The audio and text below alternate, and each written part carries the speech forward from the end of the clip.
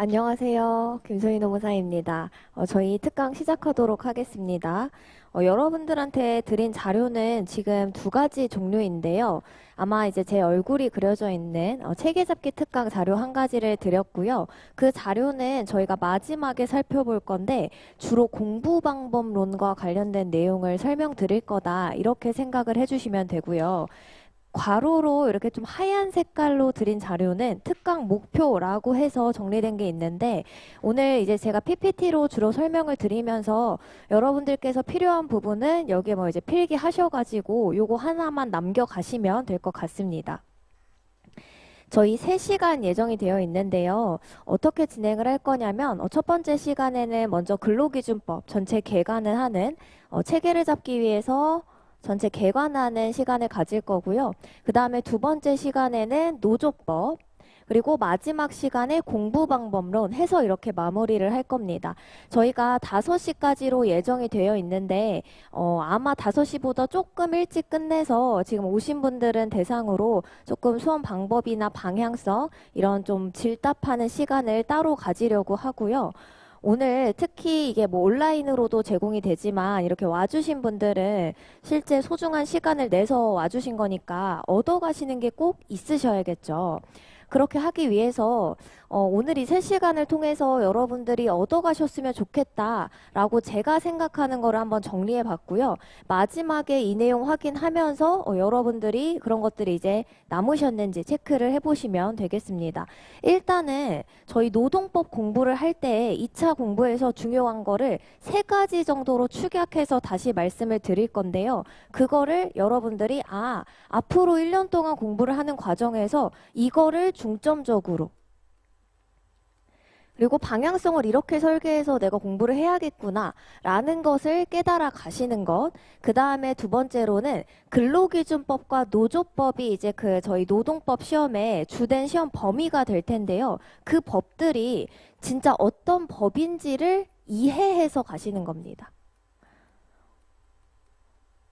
이 법을 이해한다라는 것은 어떤 것인가요? 라고 하시면은 실제 체계를 시작하면서 좀 말씀을 구체적으로 드릴게요. 그래서 오늘 딱 끝나고 집에 돌아가실 때 구체적으로 사실 모든 걸 아실 수는 없습니다. 오늘은 숲을 보는 특강이다라고 생각을 하시면 되는데요. 근로기준법은 이러한 내용을 담고 있구나. 내가 노동법 수업을 들으면 이러한 내용들을 배우게 되겠구나를 알고 가시는 거. 그러면은 이러한 법들을 공부할 때 나는 앞으로 이렇게 좀 공부를 하면 되겠구나. 이렇게 남겨가시면 좋겠습니다. 일단은 저희 이제 같이 보시면은 여러분들 프린트에 다 있진 않아요. 제가 생각했을 때 꼭 필기가 필요한 것만 이제 적어드렸기 때문에 나머지 프린트에 없는 내용들은 그냥 편하게 보시면 됩니다. 저희가 노동법이 2차 시험 과목 중에 있죠. 심지어 노1, 노2 이렇게 있는데요. 노동법 혹시 뭐 학교라든지 다른 곳에서 공부해 보신 적 있으실까요? 네, 그쵸. 노동법을 처음 접하시는 분들은 마치 이 노동법이라는 이름의 법령이 있다라고 생각하시는 경우가 있는데요.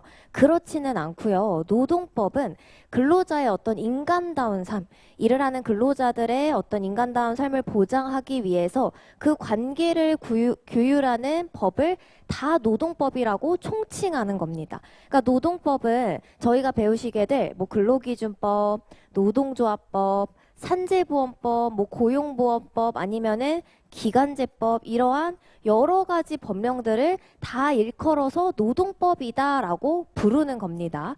그럼 노동법의 종류가 굉장히 많아요. 근데 다 처음이라고 하셨으니까 저희가 1차에도 노동법, 2차에도 노동법이 있죠. 근데 여기서 여러분들이 주로 공부를 하시게 될 법령은요. 1차, 2차 다 동일은 합니다. 근로기준법과 줄여서 쓰지 않을게요.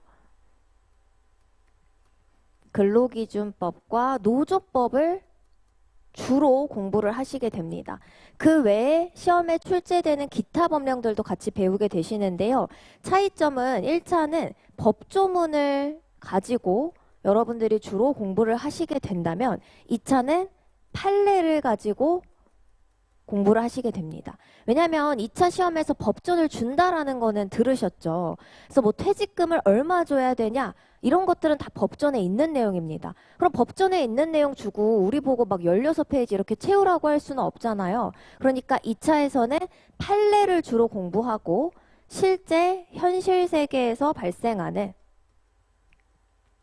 어떤 분쟁을 여러분들이 그 판례를 가지고 해결을 해봐라. 이런 문제가 주로 출제된다라는 겁니다. 공부 방법론은 조금 이따 이제 설명을 드릴 거고요. 노동법은 그러니까 여러분들이 그냥 일상적으로 접해 보셨을 수 있는 근로관계를 규율하는 모든 법을 통칭해서 노동법이다라고 부르는 거죠. 그랬을 때 이제 그러면 노동법이 어떤 법이냐 조금 더 구체적으로 들어갈 건데요. 우리나라는 이 근로기준법, 노조법이 최초로 입법된 게 이제 시기에 좀 차이가 있지만 한국 전쟁 시기에 맨 처음 입법이 됐습니다. 갑자기 역사 시간처럼 조금 느껴지실 수 있는데요. 한국 전쟁 시기면 어떨까요? 굉장히 혼란하겠죠. 그러면은 법을 우리나라에 맞는 뭐 사회적 배경이나 상황을 맞게 입법한 게 아니라 외국에 있는 법을, 유럽의 노동법을 그대로 가져오는 형태로 입법을 했기 때문에 여러분들이 노동법이 어떠한 특징을 가지고 있습니까?